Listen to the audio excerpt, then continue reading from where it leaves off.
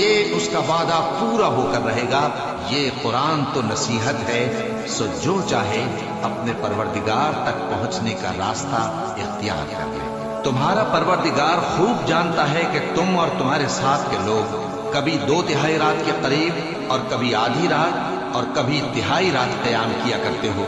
اور اللہ رات اور دن کا اندازہ رکھتا ہے۔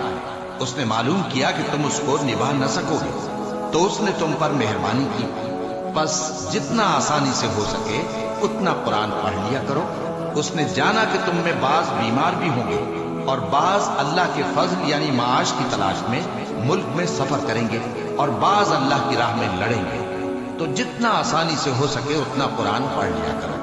اور نماز قائم کرتے رہو اور زکوٰۃ ادا کرتے رہو اور اللہ کو نیک نیتی سے قرض دیتے رہو، اور جو عمل نیک تم اپنے لیے آگے بھیجو گے اس کو اللہ کے ہاں بہتر